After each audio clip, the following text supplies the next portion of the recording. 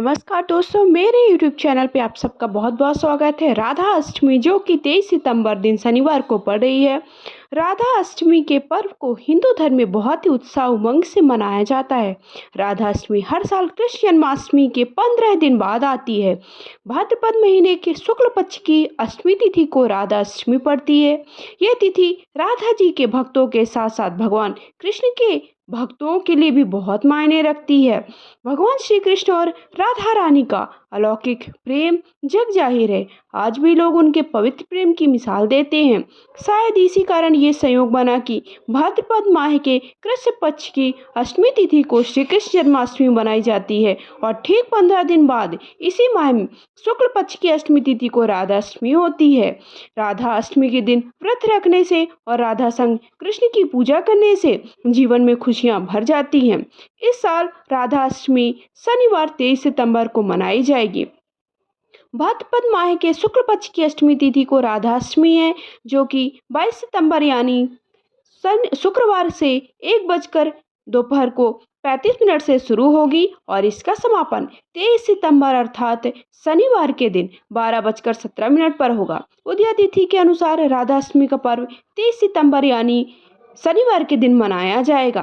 पूजा का शुभ मुहूर्त 11 बजे से लेकर के 1:30 बजे तक कभी भी आप पूजा कर सकते हैं। पूजा आपको कैसे करनी है आप सबको बैकग्राउंड में दिखाती जाऊंगी। साथ ही साथ पूजा के साथ साथ पूजा की विधि, शुभ मुहूर्त, व्रत कथा और पूजा से जुड़ी हुई संपूर्ण जानकारी इस वीडियो में मैं आप सबके लिए लेकर के आई। वीडियो पसंद आता है तो वीडियो को लाइक शेयर करें। कमेंट बॉक्स में जाकर के जय राधा रानी, जय राधे कृष्ण अवश्य लिखिए।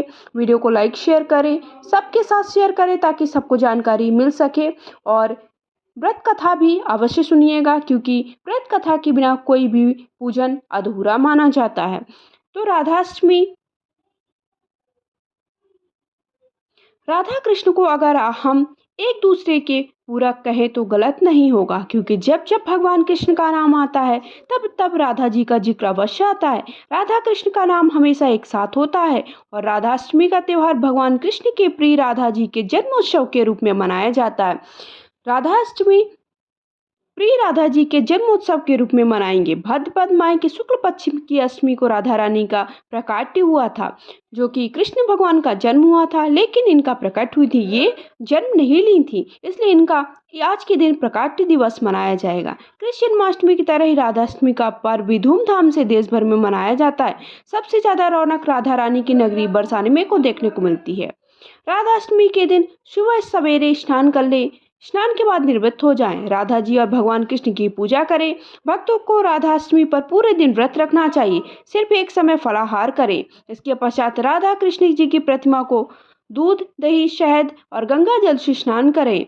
अगर मूर्ति नहीं है तो आप सब फोटो को उनका नाम लेते हुए और ध्यान करते हुए और उसका भाव लेते हुए स्नान कराएं। फिर मूर्ति का श्रृंगार करें। श्रृंगार करने के बाद राधा रानी कृष्ण जी को यथासंभव जो भी भोग लगा सके, हो सके तो 56 भोग लगाएं।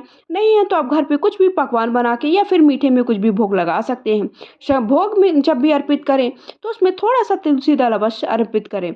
श्रृंगार करने के बाद, भोग लगाने के बाद धूप, दीप, फूल आदि समर्पित करें। फूलों की माला है वो समर्पित करें। राधाष्टमी पर पूजन के लिए 5 रंग के चूर्ण से मंडप का निर्माण भी कर सकते हैं। मंडप के भीतर 16 दल के आकार का कमल यंत्र भी बना सकते हैं।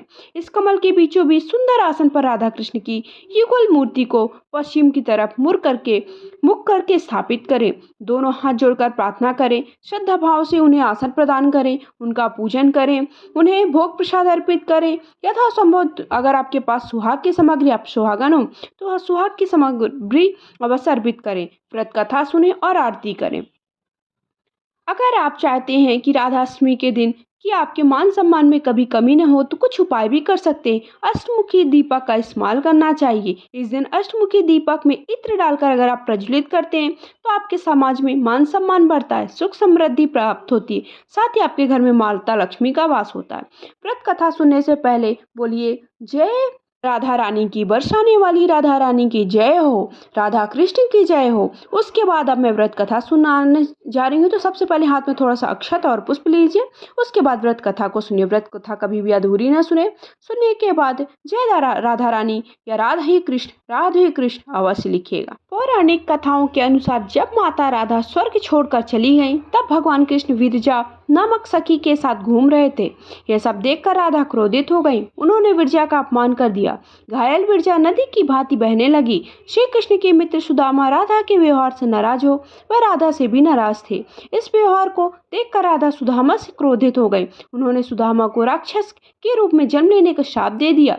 इसके बाद सुदामा ने भी राधा को श्राप दिया, मानव रूप में जन्म लिया। राधा के श्राप के कारण सुदामा संगचूर नामक का राक्षस बना, जिसे बाद में भगवान शिव ने मार डाला। सुदामा द्वारा किए गए श्राप के कारण राधा जी को मनुष्य बनकर पृथ्वी पर आना पड़ा और भगवान श्री कृष्ण से अलग होना पड़ा। कुछ पौराणिक कहानियों में कहा जाता है कि भगवान विष्णु ने कृष्ण के रूप में जन्म लिया था, जैसे उनकी पत्नी लक्ष्मी जी राधा के रूप में पृथ्वी पर आई थी। ब्रह्मवैवर्त पुराण के अनुसार राधा जी श्री कृष्ण की सखी थी और उनका विवाह रापान नामक व्यक्ति से हुआ था। तो इस तरह से राधा अष्टमी की छोटी सी व्रत कथा, पौराणिक कथा जो भी थी, वो मैंने आप सबको कह सुनाया। उसके बाद जो भी आपने हाथ में अक्षत और पुष्प लिया है, वो भगवान के सामने छोड़ दीजिए। उसके बाद आपने जो भोग प्रसाद अर्पित किया है, वो सभी भक्तजनों में और घर के सदस्यों में समर्पित कर दीजिए। घर के सदस्यों को बांट दीजिए। उसके बाद जो आपने एक लोटा जल रखा हुआ है, उसे आप सूर्य भगवान को अर्घ दे दीजिए। सुहाग की सामग्री, माता का श्रृंगार का आशीर्वाद समझकर आप खुद प्रयोग में ले लीजिए। वीडियो कैसा लगा कमेंट करके जरूर बताइए। जय राधा रानी।